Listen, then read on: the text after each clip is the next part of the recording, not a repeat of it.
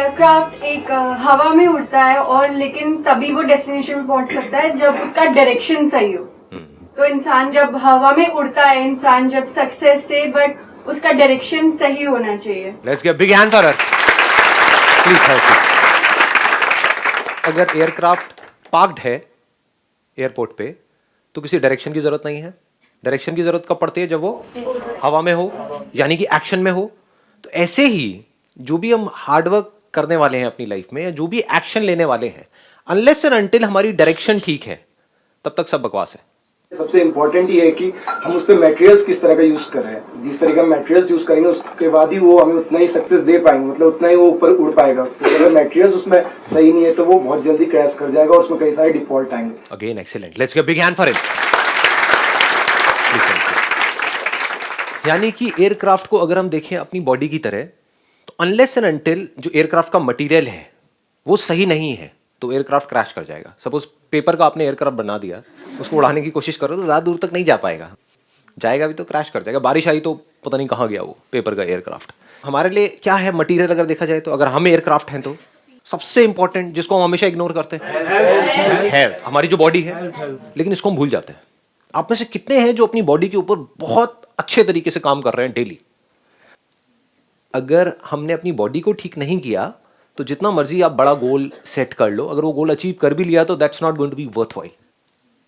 मजा ही नहीं आ रहा होगा उस टाइम पे। आप कहोगे यार चक्कर क्या है, मैंने सब कुछ तो अचीव कर लिया, मजा नहीं आ रहा लाइफ में, क्योंकि एनर्जी नहीं होगी अंदर से। ये एनर्जी कैसे मिलती है? न्यूट्रिशन। हाँ, one is nutrition, absolutely. Second is कि कैसे हम अपनी बॉडी में कहाँ क्या प्रॉब्लम्स आ रही हैं, क्या हम इतने अवेयर हैं कि कहाँ ब्लॉकेजेस आ रही हैं, और उसको खोलने के लिए हमको क्या करना है सही टाइम पे। जैसे एयरक्राफ्ट को चेक किया जाता है ना, इनफैक्ट हर उड़ान से पहले उसको चेक किया जाता है, एक्ट करने से पहले उसको चेक किया जाता है वो एक्ट करने के लायक भी है या नहीं है, उड़ने के लायक भी है या नहीं है। ऐसे ही हमें अपनी बॉडी को रेगुलरली चेक करना है कि क्या मेरे जो एनर्जी लेवल्स हैं, जो भी बॉडी में मेरी एनर्जी है, वो गिर रही है या बढ़ रही है, जो भी मैं कर रहा हूँ उसकी वजह से। तो अगर हमको इतना समझ होगा, इतनी अवेयरनेस होगी, तो जिसकी वजह से गिर रही होगी उसको हम छोड़ते चले जाएंगे, जिस तरह से बढ़ रही होगी उसको हम ऐड करते चले जाएंगे। हो सकता है जिस तरह से बढ़ रही है एनर्जी उसमें दर्द हो रहा है।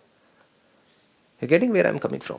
जैसे कोई मसल स्टिफ होती है, I am not too sure आपने कितना काम किया है आप लोगों ने अपनी बॉडी पे अभी, बिकॉज इस एज में तो we take our bodies for granted. फिर एक स्टेज के बाद में जा करके जब वॉट लग जाती है तब हम जागते हैं कि हाँ अब कुछ करना है वॉट, तब तक देर हो चुकी होती है। सर सिर्फ फिजिकली फिट होना ही वो है या मेंटली भी आपको फिट होना चाहिए? मेंटली होने से पहले फिजिकली फिट होना है, बिकॉज आप मेंटली तब तक फिट नहीं हो सकते जब तक कि आप फिजिकली फिट नहीं हो। एयरक्राफ्ट ठीक नहीं है, उसको बोला जाए उड़ने के लिए, चल भाई उड़ तू, कोई बात नहीं, तेरे अंदर प्रॉब्लम्स हैं, उड़ उड़ कोशिश तो कर, शायद उड़ जाए, उड़ेगा ही नहीं, it can't take off, crash हो जाएगा या उड़ ही नहीं पाएगा। वो उसमें वो पावर ही नहीं होगी कि जहां से टेक ऑफ करना होता है वो कर ही नहीं पाएगा टेक ऑफ। बहुत सारे जो हमारी इमोशनल जो उथल पुथल होती है या प्रॉब्लम्स होती हैं, we feel sad at times without any reason, कोई रीजन नहीं होता लेकिन मूड खराब हो जाता है, उसका कनेक्शन हमारी बॉडी से होता है, हमें पता नहीं होता है। तो सबसे पहला जो काम है वो है कि अपनी बॉडी पे काम करना है। अब बॉडी पे कैसे काम करते हैं? हम सोचते हैं कि हाँ भाई जिम चले जाना मतलब बॉडी पे काम करना, नहीं, वो तो ऊपर ऊपर सुपरफिशियल लेवल पे हो रहा है। या फिर योगा करना मतलब बॉडी पे काम करना, नहीं, वो सुपरफिशियल लेवल पे हो रहा है। One is nutrition, second is कि जो भी आप कर रहे हैं अपनी होल्डिंग कैपेसिटी बढ़ाओ। ये एक बड़ा इंटरेस्टिंग पॉइंट आपको बता रहा हूं कि अगर आप कुछ करते हो योगा में, आपके किसी पार्ट में प्रॉब्लम है, मानो बैक में यहां पे प्रॉब्लम है, तो हो सकता है आपके नेक में पेन हो रहा हो या लोअर बैक में हो रहा हो, आप किसी डॉक्टर के पास जाओ, वो आपकी नेक पे थोड़ा सा फिजियोथेरेपिस्ट कुछ करे और वो ठीक हो जाए 3-4 दिन में, और आपको मैं तो ठीक हो गया, ऐसा नहीं होता है। There is a strong possibility कि जहां पे आपके पेन हो रहा है वहां पे कोई प्रॉब्लम ही नहीं है, प्रॉब्लम कहीं और होती है। कोई और आपकी मसल है जो स्टिफ है, तो उसके स्टिफ होने की वजह से सारा जो लोड आ रहा है वो आ रहा है आपकी अपर मसल के ऊपर और लोअर मसल के ऊपर, उस वजह से उसको एक्स्ट्रा काम करना पड़ रहा है, उस वजह से वहां पर पेन हो रहा है।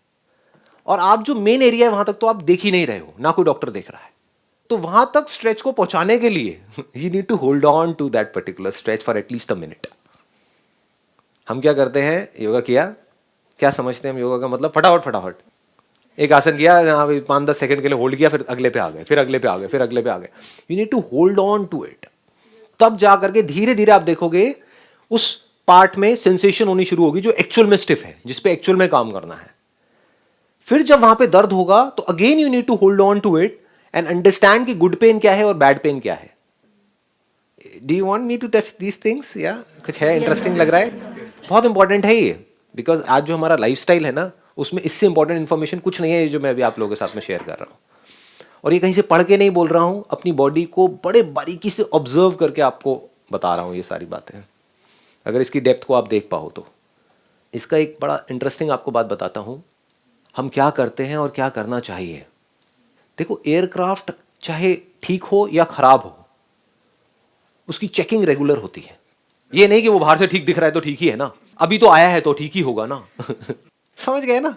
अभी कोई प्रॉब्लम तो दिख नहीं रही है तो ठीक ही होगा ना, कोई सिग्नल तो नहीं आ रहा है इसका मतलब ठीक ही होगा ना. नहीं, फिर भी उसको रेगुलरली चेक किया जाता है. मतलब क्या है कि आपकी बॉडी अगर अभी ठीक भी है, then also you need to do some stretching, some strengthening, क्योंकि आने वाले टाइम में जो आपकी लाइफस्टाइल है या आज भी जो आपकी लाइफस्टाइल है, ज्यादा टाइम नहीं लगेगा वॉट लगने में. 5-10 साल के अंदर अंदर आप देखोगे, क्या अभी हो ही गया होगा इनफैक्ट, क्योंकि मेरे बहुत सारे फ्रेंड्स हैं जो फिजियोथेरेपिस्ट हैं, ये हैं वो है, वो बता रहे हैं अब उल्टा हो गया है. पहले तो उनके पास में सारे बुढ़े बुढ़िया आते थे, अब सारे यंग आते हैं. कहते हैं यार बढ़िया हो गया हमारा प्रोफेशन. तो बहुत यंग एज में ही लोगों को प्रॉब्लम्स हो रही है, और आई एम 100% श्योर आप में से भी बहुत सारों को हो रही होगी. कभी नेक में पेन, बैक में पेन. ये क्या लॉजिक है? इस एज में 20-22 साल की एज में पेन कैसे आ रहा है? इसका मतलब हम कहीं ना कहीं कुछ ना कुछ गलत कर रहे हैं. तो अभी अगर पेन आ रहा है तो समझ जाओ कि ये सिग्नल्स हैं. अगर इसको अभी हमने कैच नहीं किया तो इतनी देर हो सकती है कि आपको पता भी नहीं लगेगा, एकदम से इतनी ज़्यादा स्टिफनेस बढ़ी, स्लिप डिस्क हुई, बैठे रहो. अब सोच रहे होगे कि ये क्या हो गया.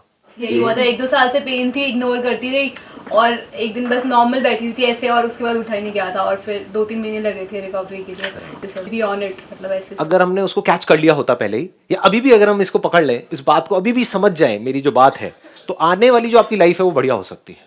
अगर अभी भी हम ना सीखें अपनी इस गलती से तो फंसते चले जाएंगे, प्रॉब्लम बढ़ती चली जाएगी. और बॉडी क्या है, पूरी इंटरकनेक्टेड है. आप ये नहीं कह सकते कि एक एयरक्राफ्ट है उसमें एक पार्ट ही तो खराब है, उससे क्या फर्क पड़ता है. वो पार्ट सारे और पार्ट से कनेक्टेड है. बॉडी में एक पार्ट भी अगर आपका खराब है तो समझ जाओ बाकी सारे पार्ट्स उससे इंटरकनेक्टेड है. धीरे धीरे सब पे असर आने लग जाएगा. सो अब इसका तरीका क्या है? डू वी अंडरस्टैंड कि कैसे काम किया जाता है? देखो, जब भी हम काम करते हैं अपनी बॉडी पे, या तो करते हैं इमीडिएट रिजल्ट के लिए, यानी कि फटाफट से हमको अच्छा फील होने लग जाए तो हम खुश होने लग जाते हैं.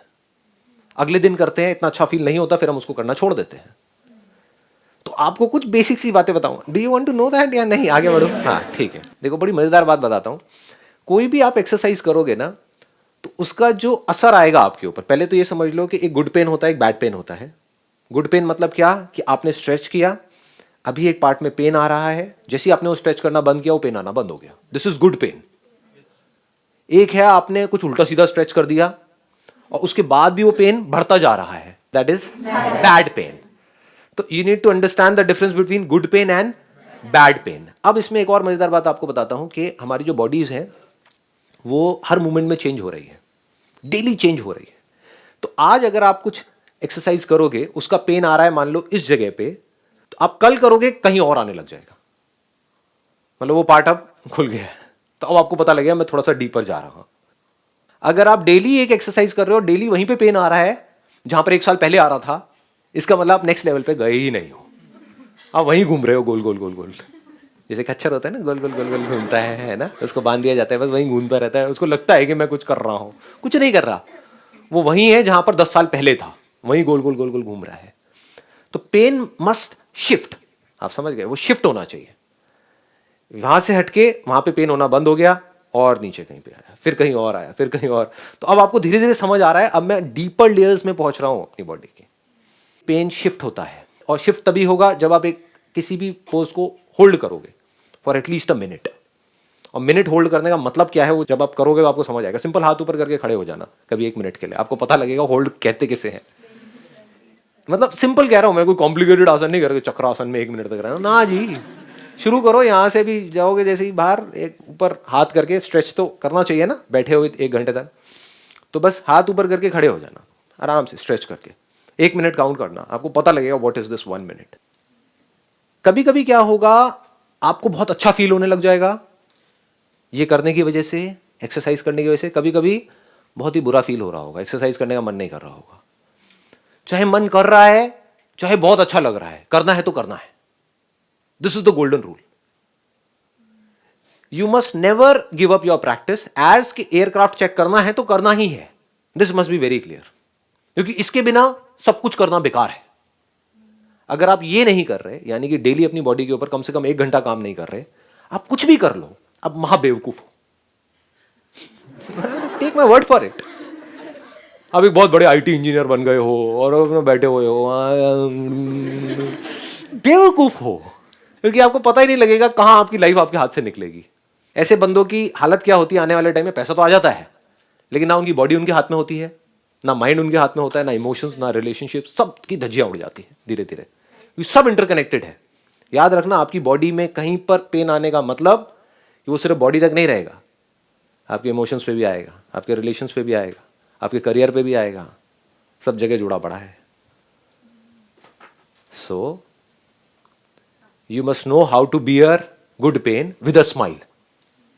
नॉर्मली जब पेन हो रहा होता है, जैसे कहीं कोई स्ट्रेच करेगा आपको, या आप खुद भी अपने आप को स्ट्रेच करोगे, पेन होगा तो ऐसे करेंगे, क्या जोर लगा रहे हैं. कभी कभी देखना अपनी शक्ल शीशे में, देखना कितना भी पेन हो रहा हो, if it is good pain, if you know what good pain is, चेहरे पे एक स्माइल होनी चाहिए.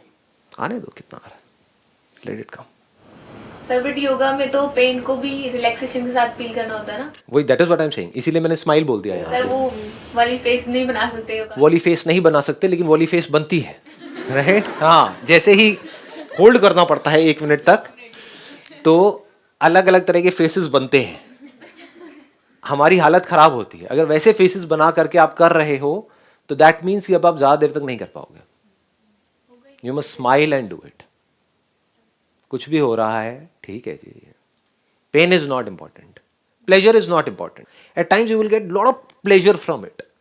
इतना प्लेजर मिलेगा जितना आप सोच भी नहीं सकते. अभी आपको पता नहीं है इसकी डेप्थ क्या है, कि once you start working on your body, और एक बार आपकी बॉडी फिट होती चली जाती है, तो क्या होता है, एनर्जी जो है वो पूरा प्रॉपर्ली फ्लो कर रही होती है. ऐसी एनर्जी होगी कि आप कहोगे कि हो क्या रहा है. सुबह उठोगे एकदम एनर्जी से भरे हुए हो, पूरे दिन एनर्जी से भरे हुए हो, मतलब कुछ कमाल की ही एक अंदर एक फीलिंग हो रही है. तो इस फीलिंग की वजह से खुश नहीं होना है. समझ गए? खुश नहीं होना है, फंस जाओगे बुरे तरीके से, क्योंकि इस फीलिंग से अगर आप खुश हुए तो हो सकता है अगले दिन ये फीलिंग ना हो, फिर आप उसको करना छोड़ दोगे. तो चाहे कैसी भी फीलिंग हो रही है, अगर आप इस तरह से चले जिस तरह से मैं बात कर रहा हूं, तो 2-3 साल में क्या होगा कि आपने अच्छी फीलिंग्स को भी छोड़ते गए, बुरी को भी छोड़ते चले गए, अपनी प्रैक्टिस पे फोकस किया, सिर्फ और सिर्फ प्रैक्टिस.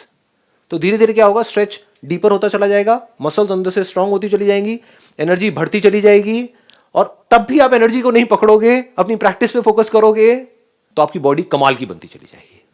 बट ये आपका गोल नहीं है. आपका गोल क्या है? अंडरस्टैंडिंग, जिससे कि फटाफट से इस अच्छी फीलिंग को छोड़ करके, जो मुझे अपनी बॉडी को फिट करके मिल रही है, इस सारी एनर्जी को लगा दिया जाए अपने माइंड पे काम करने में. Move on to the next level. Why be on this level? क्योंकि बॉडी अगर फिट करना आपका गोल है, तो आप में और जानवरों में क्या फर्क है? तो आपका एंड गोल वो है जहां पे जानवर अभी है, which is the beginning of animal life, यानी कि फिटनेस. जानवर सारे फिट हैं, उनको किसी योगा की जरूरत नहीं है. तो आप क्या गोल बना रहे हो अपनी लाइफ का? अगर आप फिटनेस गोल बना रहे हो या एनर्जी गोल बना रहे हो कि एनर्जी वाइज बहुत बढ़िया हो जाना है, तो आप जानवर बनने का गोल बना रहे हो. That is not the goal of yoga. Body को फिट करते चले जाओ, फिर अपनी अंडरस्टैंडिंग को गहरी करते चले जाओ. Understanding of life, understanding of your mind, understanding of this universe. फिर जाओ जहां तक जाते हो. लास्ट में आएगा अंडरस्टैंडिंग ऑफ द सेल्फ. मैं कौन? This is called self-realization. This is the ultimate goal of yoga.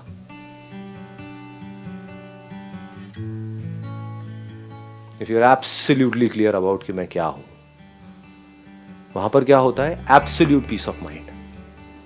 That is the highest goal of life. That is the highest goal of human life.